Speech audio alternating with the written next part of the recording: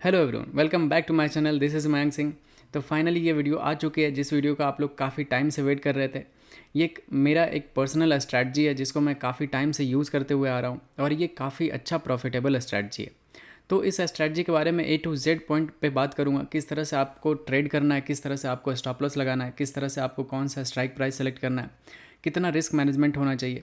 और इस स्ट्रैटेजी का एक्यूरेसी अप्रॉक्स 80% है, लेकिन आप अगर इसको अच्छे से यूज़ करते हो, सही तरीके से यूज़ करते हो, तो इसको 90% एक्यूरेसी तक लेके जा सकते हो। तो मैं इस स्ट्रैटेजी को तो 3-4 साल से यूज़ कर रहा हूँ और काफ़ी मज़ा आता है। इसमें सबसे अच्छी बात ये होती है ना कि इसमें स्टॉप लॉस बहुत ही छोटा रहता है और टारगेट आप 1:2, 1:3 भी ले सकते हो। काफ़ी अच्छा इसमें प्रॉफिट टारगेट मिलता है। तो बहुत सारे लोगों का डाउट रहता है कि यार स्कैल्पिंग होता क्या है। स्कैल्पिंग एक ऐसा तरीका है ट्रेडिंग का जिसमें अपन बहुत ही छोटे टाइम के लिए ट्रेड में रहते हैं और बहुत ही जल्दी क्विक प्रॉफिट कर लेते हैं या फिर तुरंत ही एग्जिट हो जाते हैं लॉस में, छोटे से लॉस में एग्जिट हो जाते हैं। इसको स्कैल्पिंग कहते हैं। एक होता है इंट्राडे ट्रेडिंग। उसमें होता है कि आप सुबह में ट्रेड लेते हो और ऑलमोस्ट 3 बजे के अराउंड तक आप अपने ट्रेड को होल्ड करते हो और उसके बाद उसको एग्जिट करते हो। तो अगर इंट्राडे करते हो तो उसमें क्या होता है नुकसान कि जितने भी रिटेलर्स होते हैं उनके पास कैपिटल कम होने की वजह से अगर आप इंट्राडे करोगे तो आप ऑप्शन बाई करोगे। ऑप्शन बाइंग में अगर गलती से भी मार्केट साइडवेज रहा, जैसा कि हमारा डेटा रहता है कि हमारा market almost 80 to 90% time sideways रहता है, बाकी बहुत ही कम टाइम ऐसा होता है जो ट्रेंड होता है, ठीक है, तो उसमें पैसा बनता है। लेकिन वो जब ट्रेंड होगा तो आप उस ट्रेंड को अच्छे से कैप्चर नहीं कर पाते हो और आपका लॉसेस होता है इंट्राडे में। तो इंट्राडे उन लोगों के लिए जिसके पास ज़्यादा कैपिटल है, जो लोग ऑप्शन सेलिंग करते हैं, उनको अच्छा पैसा मिलता है। और स्कैल्पिंग में क्या होता है कि जितने भी रिटेलर्स होते हैं उनके पास कम पैसा होता है, तो वो स्कैल्पिंग करके रेगुलर बेसिस पे डेली पैसा कमा सकते हैं। तो अगर अभी आपके पास टाइम नहीं हो तो वीडियो को ऐसे जल्दीबाजी में मत देखना, काफ़ी ज़्यादा इंपॉर्टेंट रहेगा वीडियो। तो वीडियो को लाइक करके छोड़ दो या फिर वॉच लेटर में ऐड कर दो, सो दैट आप बाद में अच्छे से कॉपी पेन के साथ देखना, तो आपको काफ़ी मज़ा आएगा और काफ़ी कुछ सीखने के लिए मिलेगा। तो ध्यान से देखना और इस स्ट्रैटेजी को अपने लाइफ में अडॉप्ट करने का कोशिश करना, क्योंकि मेरा मानना है कि आपका बिल्कुल करियर चेंज हो सकता है अगर आप इसको अच्छे से यूज़ करने के लिए सीख गए तो चलिए वीडियो को शुरू करते हैं। इस स्ट्रैटेजी में आपको 2 EMA लगाना है। सबसे पहले आपको क्लिक करना है इंडिकेटर पे और उसके बाद सर्च करना है EMA। इस तरह से सर्च होकर आएगा। जो फर्स्ट ऑप्शन आएगा मूविंग एवरेज एक्सपोनेंशियल, इस पे आपको 2 बार क्लिक करना है तो ये यहाँ पे ऐड होके आ जाएगा। इसका बाय डिफॉल्ट आपको लेंथ दिख रहा होगा 9, लेकिन एक का लेंथ आपको कर देना है 15। ठीक है, मैं बताऊंगा क्यों इस तरह से क्यों ज़्यादा यूजफुल होता है। तो आप अच्छे से ध्यान से देखो, बिना स्किप किए देखना, क्योंकि मैं मानता हूं कि आप इसको अच्छे से देखोगे तो आपका ट्रेडिंग करियर चेंज हो सकता है। तो आप यहाँ पे ऐड कर लेना, एक का कलर भी चेंज कर दो। तो हमें पता चल रहा है 2 EMA अलग अलग दिख रहा है। यहाँ पे जो पास पास चल रहा है प्राइस के वो है 9 EMA और थोड़ा जो दूर है वो है 15 EMA। तो 9 EMA का मतलब हुआ कि 9 कैंडल का एक्सपोनेंशियल मूविंग एवरेज लाइन है ये, ठीक है, और 15 EMA है 15 कैंडल का मूविंग एवरेज लाइन है ये। तो जब आप इसको ऐड कर लोगे तो उसके बाद आपको किस तरह से यूज करना है ये मैं आपको बताता हूँ। तो अब मैं आपको बताता हूँ किस तरह से आप इन दोनों EMA को यूज करके आप स्कैल्पिंग कर सकते हो। पहले ये बता देता हूँ कि कहाँ पे आपको ट्रेड नहीं करना है। जब भी EMA इस तरह से साइडवेज रहेगा, ठीक है, जब भी EMA फ्लैट रहेगा, आपको ट्रेड नहीं करना है। वहां पे आप स्कैल्पिंग करोगे तो बार बार आपका ऐसा हिट होगा। तो जब भी EMA का डायरेक्शन ऐसा होगा, ये 15 EMA रहेगा नीचे और 9 EMA रहेगा ऊपर, तो जब भी ऐसा रहेगा तो आप देखना एटलीस्ट इसका जो स्लोप होगा, जो ग्राउंड से ये जो डिग्री होता है ना, वो 30 डिग्री से एबव होना चाहिए। तभी आपका ट्रेंड पता चलता है कि हाँ ये बुल ट्रेंड में। और अगर डाउन साइड के लिए अगर EMA इस तरह से रहा, ठीक है, और मार्केट इस तरह से इधर ट्रेंड कर रहा होता है, तो इसका जो एंगल रहेगा वो 30 डिग्री, ये डाउन साइड के लिए मैं बता रहा हूँ, 30 डिग्री या फिर उससे बड़ा होना चाहिए। ठीक है, ऐसा अगर सिचुएशन आपको मिले तो आपको ये स्ट्रैटेजी को अच्छे से यूज़ करना है। अब मैं इसमें आपको बताता हूँ कि स्ट्राइक प्राइस और किस तरह से आपका एंट्री पॉइंट और एग्जिट पॉइंट क्या होना चाहिए। जब भी आप स्कैल्पिंग करोगे तो हमेशा आपको इन द मनी में रहना है, ITM ऑप्शंस में रहना है, ठीक है। ATM में भी रह सकते हो, लेकिन ज़्यादा अच्छा प्रॉफिट आपको ITM में रहेगा, इन द मनी में रहेगा। एट द मनी में भी ठीक ठाक रहेगा, लेकिन OTM बिल्कुल आपको अवॉइड करना है। इसमें आप अगर स्कैल्पिंग करते हो आपका बिल्कुल भी पैसा नहीं बनेगा, बिल्कुल भी नहीं बनेगा। तो आपको या तो ATM में रहना है बहुत ज़्यादा, तो या फिर आपको बिल्कुल अच्छा प्रॉफिटेबल रहना है तो हमेशा ITM में रहना है। मैं आपको एग्जाम्पल से बताता हूँ कि कितना ITM में रहना चाहिए या फिर कितना OTM में रहना चाहिए। सपोज कि ये 40,000 पे प्राइस चल रहा है बैंक निफ्टी का, ठीक है, और यहाँ पे आपका यहाँ पे एक सेटअप बन गया EMA पे, यहाँ पे आपको एंट्री कैंडल मिल रहा है। तो आपको इसमें किसका ऑप्शंस लेना चाहिए। सपोज कि यहाँ पे 40,100 चल रहा था, तो आपको हमेशा क्या करना है कि अगर आपको कॉल बाय करना है तो 40,000 का यहाँ से 100 पॉइंट नीचे का स्ट्राइक प्राइस सेलेक्ट कर लेना है कोई भी। तो यहाँ पे 40,000 का कॉल ऑप्शन आप यहाँ पे स्कैल्पिंग में बाय कर सकते हो और आपका जो एसएल रहेगा वो नीचे रहेगा। इस पर डिटेल में बात करूँगा कौन से कैंडल पे आपको एंट्री करना चाहिए, कौन से कैंडल पे एग्जिट करना चाहिए, कितना प्रॉफिट टारगेट तक आप वेट कर सकते हो, कब आपको ज़्यादा प्रॉफिट टारगेट तक वेट करना चाहिए, कब आपको छोटे टारगेट पे निकल जाना चाहिए। ठीक है, सब कुछ कवर करने वाला हूँ, तो ध्यान से देखना, स्किप मत करना वीडियो का एक भी पार्ट, नहीं तो आप वीडियो से कुछ सीख नहीं पाओगे। तो ये हमारा क्राइटेरिया हुआ, हमेशा आपको आईटीएम में रहना है। ठीक है, इससे बाहर निकलोगे आपका पैसा नहीं बनेगा ज़्यादा। ठीक है, एटीएम में फिर भी चलेगा। ऐसा मैं इस वजह से बोल रहा हूँ कि क्योंकि एटीएम का जो डेल्टा होता है 0.5 होता है और आईटीएम का 0.5 से 0.6 इस तरह से रहता है। तो इसमें जैसे सपोज कि अगर 100 पॉइंट मूव किया ना बैंक निफ्टी, तो आपका जो एटीएम का जो ऑप्शंस होगा वो 50 पॉइंट मूव करेगा। लेकिन 0.6 वाला जो रहेगा आईटीएम वाला, वो अगर बैंक निफ्टी 100 पॉइंट मूव किया तो आपको 60 पॉइंट का मोमेंटम आपको मिल जाएगा ऑप्शंस में। तो इस वजह से हम हमेशा आईटीएम में रहते हैं। एटीएम या ओटीएम थोड़ा सस्ता होता है, लेकिन सस्ता में नहीं आपको काम करना है। और इस स्ट्रेटजी में आपको एक और बात बता देता हूँ कि इसमें कम से कम आपके पास जो कैपिटल होना चाहिए वो 25 to 30 के होना चाहिए। अदरवाइज इसमें आप प्रॉफिट नहीं निकाल पाओगे, क्योंकि आपका साइकोलॉजी खराब हो जाएगा और आप अच्छे से प्रॉफिट के लिए वेट नहीं कर पाओगे। बार बार आपका एसएल हिट होगा, आपका अकाउंट धीरे धीरे कम जाएगा। ठीक है, तो इस चीज़ों को आप ध्यान रखना। कम से कम आपके पास 25 से 30 हज़ार होगा तो आप अच्छे से इसमें ट्रेड कर सकते हो।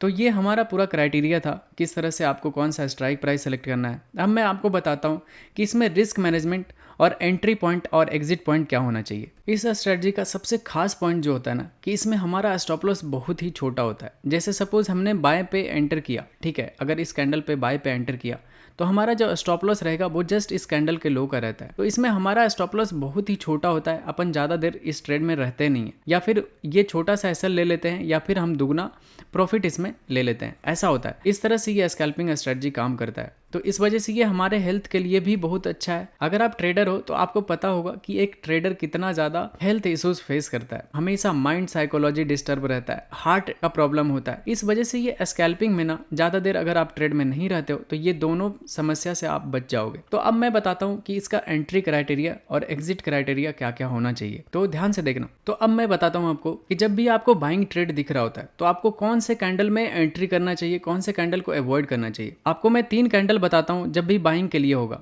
तो किस तरह का कैंडल पे आपको एंटर करना है। जब भी आपका इस तरह का कैंडल आपको दिखे, ठीक है, इस तरह का कैंडल दिखे, बिल्कुल पिन बार कैंडल या फिर फुल बॉडी कैंडल, नीचे से हल्का वीक होना चाहिए, या फिर बिग बार कैंडल, ठीक है, ये 3 कैंडल जब भी आपको दिखे ईएमए पे या फिर ईएमए को नीचे से क्रॉस करता हुआ और ईएमए का डायरेक्शन इस तरह से ऊपर की तरफ रहेगा, तो आपको इस कैंडल पे हाई पे एंटर करना है, यहाँ पे एंटर करना है, यहाँ पे एंटर करना है। जब भी इस कैंडल के हाई पे बाय करोगे तो उस कैंडल के लो का एसएल रख के आपको ट्रेड करना है। आप देखोगे कि जैसे ही आप एंटर करोगे मोमेंटम में आपको अच्छा टारगेट देगा या फिर आपका एसएल हिट कर देगा। तो ये 3 कैंडल आपको ध्यान में रखना। मैं आपको चार्ट पे भी दिखा देता हूँ ये तीनों कैंडल को, ताकि आप अच्छे से इसको ऑब्जर्व कर सको। तो देखो, सबसे पहला जो कैंडल रहेगा वो रहेगा हमारा ये पिन बार कैंडल। आप देखो इस कैंडल को देखो, कितना अच्छा पिन बार कैंडल है। दूसरा कैंडल आपको दिखाता हूँ, ये कैंडल हो गया बिग बॉडी कैंडल, ठीक है, मतलब नीचे से थोड़ा सा विक्स है, मतलब अच्छा बुलिश कैंडल इसको माना जाता है। ये बुलिश इंगल्फिंग कैंडल भी है क्योंकि ये प्रीवियस कैंडल को अपने अंदर इंगल्फ कर रहा है। और थर्ड कैंडल आपको दिखाता हूँ, तो ये होता है हमारे लिए थर्ड एंट्री कैंडल, अच्छा बड़ा बॉडी बना हुआ है। तो इस कैंडल पे आपको एंटर करना है। 3 एंट्री कैंडल बाइंग के लिए मैंने बता दिया। सेलिंग के लिए जस्ट इसका अपोजिट 3 कैंडल आपको फाइंड आउट करना है, बिल्कुल 3 अपोजिट कैंडल। तो बाइंग के लिए ये 3 कैंडल आपको देखना है। और मैं बताता हूँ आपको अब एंट्री और आपका टारगेट क्या होना चाहिए। अगर आप अभी ट्रेडिंग स्टार्ट किए हो, कुछ महीने हुए हैं आपको ट्रेडिंग करते हुए, तो आपको चार्ट सेलेक्ट करना है 5 मिनट का। जैसे जैसे आप इसमें एक्सपर्ट होना उस तरह से आप टाइम को रिड्यूस कर देना। तो सबसे पहले आप देखोगे अभी ईएमए बिल्कुल फ्लैट है, और उसके बाद जैसे ही चार्ट आगे बढ़ेगा मैं आपको बताऊँगा, देखोगे धीरे धीरे ये कैंडल, ये चार्ट का डायरेक्शन पूरा मुड़ चुका है और ये ट्रेंडिंग होता हुआ दिख रहा है आपको। तो जैसे ही ये ट्रेंडिंग हो जाएगा आपको ये दिख रहा है कि ये 30 डिग्री से ज़्यादा यहाँ का स्लोप बना रहा है यहाँ से। अभी आपको ये स्कैल्पिंग को यूज़ करना है क्योंकि अपन ऑप्शन बायर हैं, तो हमें मोमेंटम चाहिए होता है। मोमेंटम आपको तभी मिलेगा जब आपका ईएमए इस तरह का डायरेक्शन पकड़ लेगा। तो जैसे ही आपको इस तरह का बुलिश कैंडल ईएमए पे बनता हुआ दिखे टच करके, आप इस कैंडल के क्लोजिंग पे ही एंटर कर जाना। इस तरह से लॉन्ग पोजीशन यहाँ पे बना लेना, और कैंडल लो का एसएल रहेगा आपका और 1:2 का आपका टारगेट होगा। तो 1:2 का टारगेट इस तरह से आप बनाना, और उसके बाद आप देखना ये आपको काफ़ी तेज़ी से मोमेंटम में आपको टारगेट देगा, ठीक है। तो ये काफ़ी तेज़ी से मोमेंटम आता है और आपके डायरेक्शन में मूव करेगा, क्योंकि आप देखोगे जहाँ से आपने एंटर किया कभी भी आपके प्राइस से नीचे नहीं आया। तो इस तरह से हमें बाइंग ट्रेड में देखना चाहिए। ये पहला सिनारियो था। दिखाता हूँ सेकंड कैंडल आपको किस तरह से आप एंटर करते हो। सेकंड एंट्री कैंडल देखो, आप अभी देखोगे ईएमए ट्रेंडिंग था, साइडवेज हुआ है, फिर से यहाँ से ये देखोगे, यहाँ से जैसे ही मोमेंटम आना शुरू हुआ, ठीक है, ये देखोगे ईएमए का डायरेक्शन बदलता हुआ दिख रहा है, फिर से ये अपने ओरिजिनल ट्रेंड में जाता हुआ दिख रहा है और उसके बाद ये एक पुल बैक आ रहा है।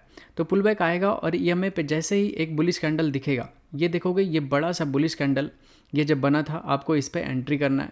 इस तरह के कैंडल पे आपको एंट्री करना है और इसमें भी आपका जो एंट्री के बाद आपका स्टॉप लॉस होगा वो कैंडल लो का होगा और इसमें भी आपको 1:2 का टारगेट बनाना है। उसके बाद देखोगे कि ये आपका 1 गो में आपका टारगेट हिट कर देगा। तो हमारा ये दूसरा एंट्री कैंडल था। तीसरा एंट्री कैंडल आपको दिखाता हूँ। तो यहाँ पे देखोगे हमारा ईएमए अप ट्रेंड में है और उसके बाद ये नीचे क्रॉस कर रहा है कैंडल, ठीक है।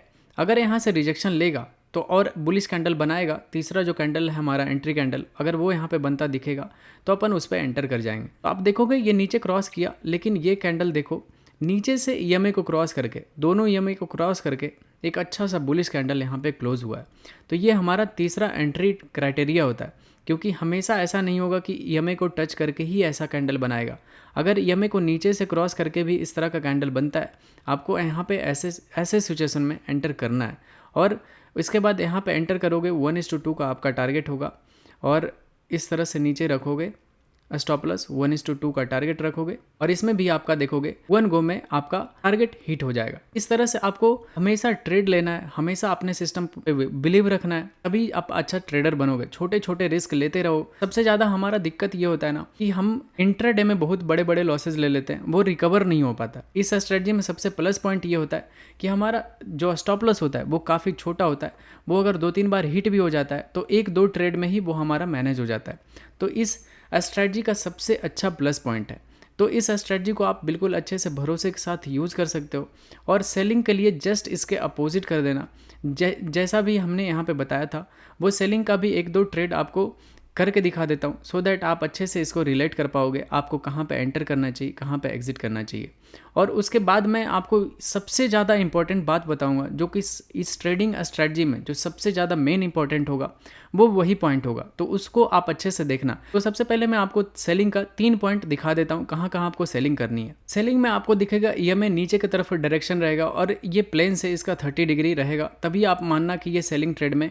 देखोगे यहाँ पे भी एंट्री मिला था। मैं आपको आगे दिखाता हूँ किस तरह से आपका एंट्री यहाँ पे मिलेगा। काफ़ी अच्छा मार्केट हमें बेयरिश दिख रहा है, तो हमें कैसे एंट्री इसमें फाइंड आउट करना है। जैसे ही देखोगे यहाँ पे ये कैंडल ऊपर से क्रॉस किया है, ऊपर हमारा ओवरऑल ट्रेंड डाउन ट्रेंड है और ये थोड़ा देर साइडवेज रह के ईएमए बुलिश कैंडल बनाया था, लेकिन ये पूरा रिजेक्शन लेके नीचे चला आया और हमारे ईएमए को डाउन मोमेंटम दे दिया, ठीक है। उसके बाद देखोगे ईएमए का डायरेक्शन यहाँ पे चेंज हो चुका और यहाँ पे ईएमए का जो स्लोप है वो 30 डिग्री से ज़्यादा हो गया। जैसे ये कैंडल बना था, ये काफ़ी अच्छा बेरिश कैंडल होता है, आपको इस कैंडल पे एंट्री करना था शॉर्ट सेल और इसके ऊपर का आपका एसएल होगा इस कैंडल का और इसमें 1:2 का आपको टारगेट बनेगा, ठीक है। 1:2 का टारगेट बना के आप इस ट्रेड में एंटर होगे।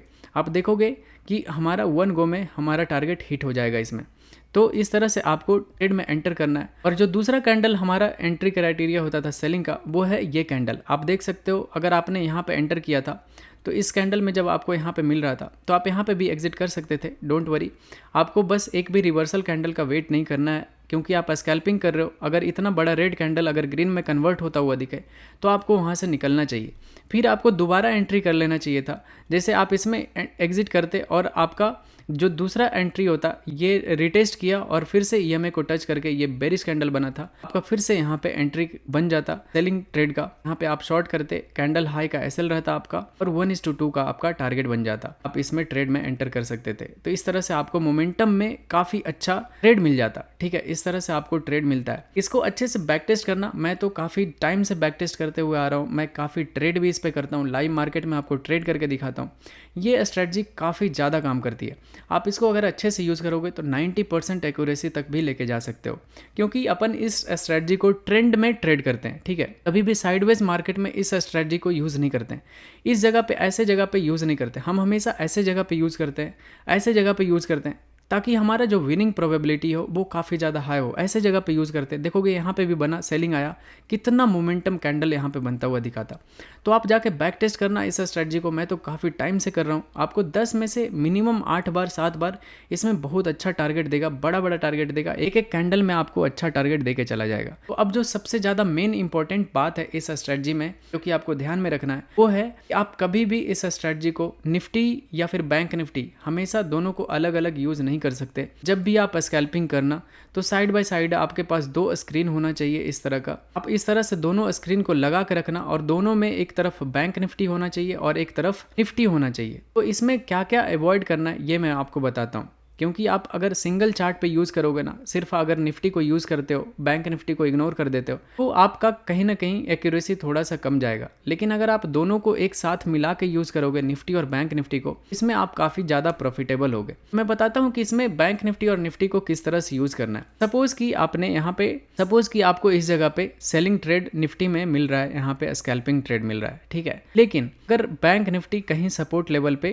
ट्रेड करता हुआ दिखेगा इधर इस जगह से, तो आपका ये सेलिंग ट्रेड नहीं चलेगा। क्योंकि अगर ऐसा होगा कि लेवल्स हमेशा ज़्यादा काम करते हैं, ना कि ब्रेकआउट ब्रेकडाउन। क्योंकि अगर बैंक निफ्टी अगर सपोर्ट पे ट्रेड करता हुआ रहेगा, कभी भी यहाँ से एक अपसाइड का मोमेंटम दिखा देगा, तो ये जो निफ्टी होगा ये इतना तेज़ी से फॉल करेगा नहीं। तो आपको सेलिंग में अवॉइड करना है क्या, कि बैंक निफ्टी हमारा, अगर बैंक निफ्टी में करते हो तो आप जस्ट उल्टा करना, अगर निफ्टी में करते हो तो उसके लिए मैं बता रहा हूँ कि निफ्टी में करते हो तो कभी भी अगर सेलिंग ट्रेड आपको निफ्टी में मिल रहा है, तो बैंक निफ्टी में कभी भी बैंक निफ्टी अपने सपोर्ट पे ट्रेड करता हुआ ना रहे। हमेशा सपोर्ट पे से ऊपर रहेगा या अपने रेजिस्टेंस से फॉल करता हुआ दिखेगा। उस जगह पे आपका जो विनिंग प्रोबेबिलिटी होगा वो मोर देन 90% होगा। ये मेरा पर्सनल एक्सपीरियंस है। मैं लाइव मार्केट में बहुत बार, कई बार करके दिखाया हूँ, तो आप भी इसको अच्छे से करके देखना, आपको बहुत ही ज़्यादा काम आएगा। अगर आप बाइंग का ट्रेड, सपोज़ कि स्कैल्पिंग में आपको बाइंग का यहाँ पे कैंडल मिल गया, आप यहाँ पे बाइंग कर रहे हो कैंडल लो का एसएल रख के, लेकिन अगर वहीं पे बैंक निफ्टी अपने रेजिस्टेंस पॉइंट से रेजिस्टेंस लेता हुआ दिखेगा, ठीक है, तो आप दोनों कंट्राडिक्ट हो रहा है कि इसमें निफ्टी में बाइंग आ रहा है और बैंक निफ्टी में सेलिंग आ रहा है। आप ऐसे जगह पे कभी भी ट्रेड मत करना, क्योंकि यहाँ पे आपका विनिंग प्रोबेबिलिटी बहुत ही, मतलब लेस देन 40 to 30% आ जाएगा, ठीक है, मतलब इतना ज़्यादा विनिंग प्रोबेबिलिटी आ जाएगा। तो ऐसे में आपको काम नहीं करना है। आपको जब भी देखना है कि अगर बाइंग ट्रेड मिल रहा है हमें, तो बैंक निफ्टी भी अपने सपोर्ट लेवल से बाइंग आता हुआ दिखना चाहिए बैंक निफ्टी में, तभी आप ज़्यादा प्रॉफिटेबल होगे और आपका साइकोलॉजी ज़्यादा अच्छा होगा और आपका जो टारगेट हिट होगा वो ज़्यादा टाइम हिट होगा और स्टॉप लॉसेस कम हिट होंगे, ठीक है। तो ये हमारा बेसिक कुछ क्राइटेरिया था जिसको आप अच्छे से फॉलो कर सकते हो। तो आप अच्छे से जाओ, बैक टेस्ट करो इस स्ट्रेटजी का, आप बहुत अच्छे से इसको इम्प्लीमेंट करना अपने लाइफ में। अगर कुछ भी डाउट है इस स्ट्रेटजी से रिलेटेड, तो आप कमेंट करके पूछो, मैं आपको अच्छे से जवाब दूंगा, ठीक है। अगर कुछ रह गया तो मैं लाइव मार्केट में फिर दोबारा एक्सप्लेन कर दूंगा, अगर कुछ भी पॉइंट मेरे से मिस हुआ तो। सबसे ज़्यादा इंपॉर्टेंट था कि बैंक निफ्टी और निफ्टी को दोनों एक साथ यूज़ करना है, सो दैट हमारा एक भी गलत ट्रेड में एंट्री ना बने, ठीक है।